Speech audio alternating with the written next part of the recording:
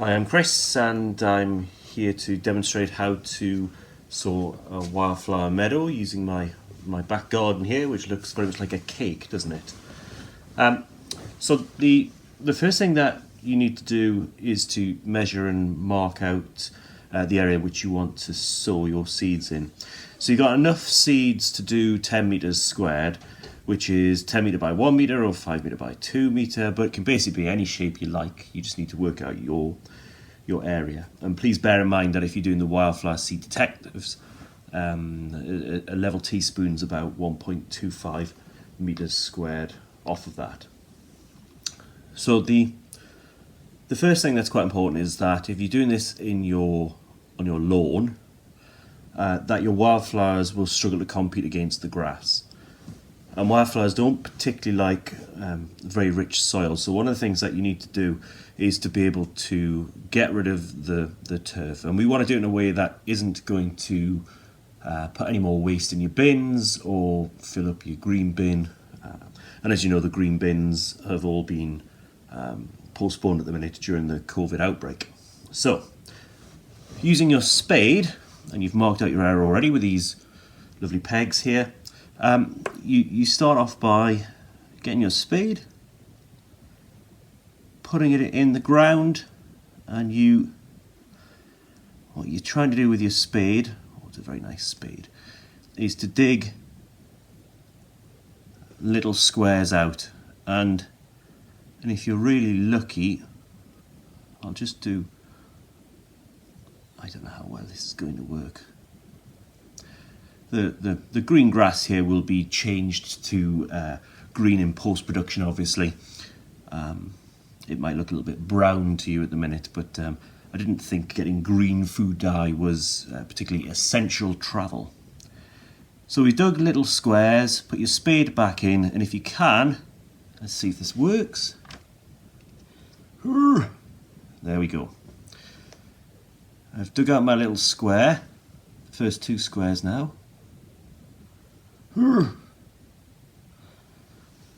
I'm just going to make this a little bit bigger. Move my line ever so slightly out of the way.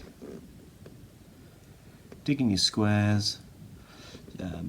You want to be able to dig down a reasonable depth into the soil, so 3 or 4 inches, 3 to 6 inches maybe would be great, but essentially you've got to have it inverted.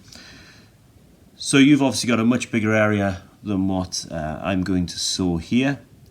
So I'm now going into my second row now. So I'm digging down with my spade, digging down. And this time it should be a little bit easier. As you're digging down, you should be able to invert your turf into the hole left behind. Oh, look at this. I have to say that this is an awful lot easier than doing the real thing. I'll show you. You imagine that's probably the case. Inverting it. The other thing as well is that there's no chance now for your grass to be able to compete really with your seeds, apart from at the edges here.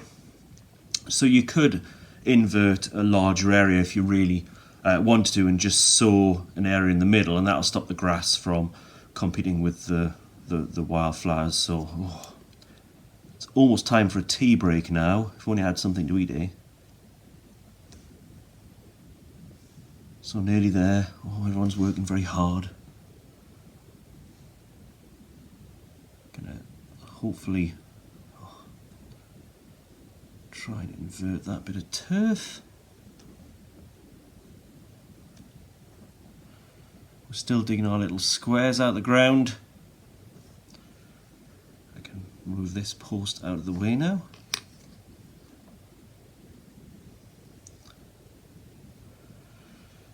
And this one, I'll move that one too. This one goes back down here. You've obviously got a row there, so I'm going to lift up my turfs, drop it back down in there. Obviously yours would be much bigger than this and hopefully a little bit less sticky. So now we've got our area of turf inverted, it's going to look very uneven. I think that's what tends to happen, because sometimes you might hit a rock, there could be a bit of root in the way, so your top's a little bit uneven. And so what we want to do next is, using either your spade or garden forks, is you want to try and break up the top of the soil a little bit if you can. Oh, look at that.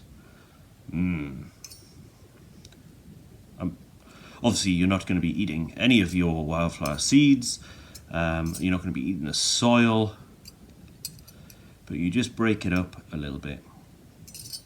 So all of the grass is obviously at the bottom, so it's not going to be growing through. You do have grass around the outside, and when you've done that, you know your area of wildflower seeds that you're sowing, and just very carefully, you're sprinkling the right amount of seeds over your soil area. If you get some seeds on the grass, it doesn't matter.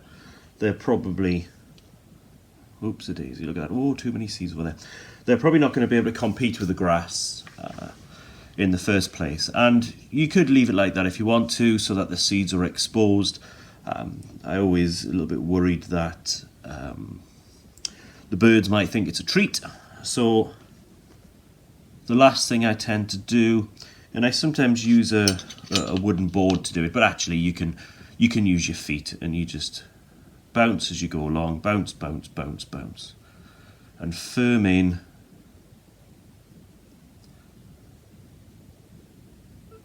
your seeds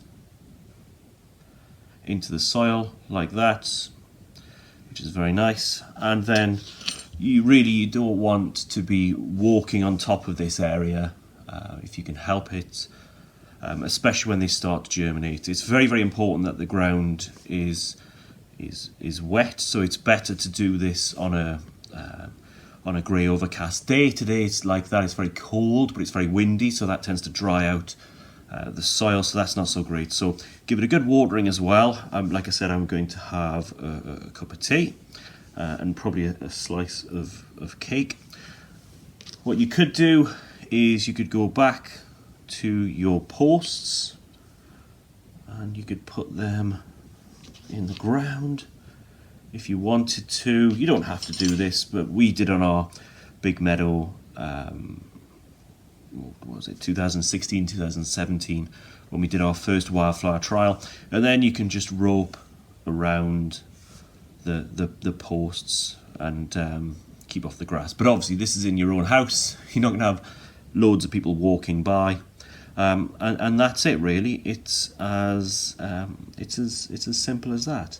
I'd just like to finish with wishing you all the best of luck on this Henllys Eleanor home wildflower project. Any questions, just let me know. You're all in the same Facebook group now, and don't forget to keep your records and let me know how it goes. So thank you very much for your time, everyone. Time to eat some cake. Oh, and thank you to the Gwent High Sheriff's Community Fund, who gave us all the seeds or money to buy the seeds in the first place. And this just seemed like a very good thing to do while we're all in isolation. So 45 families altogether now taking part in this, which is pretty amazing.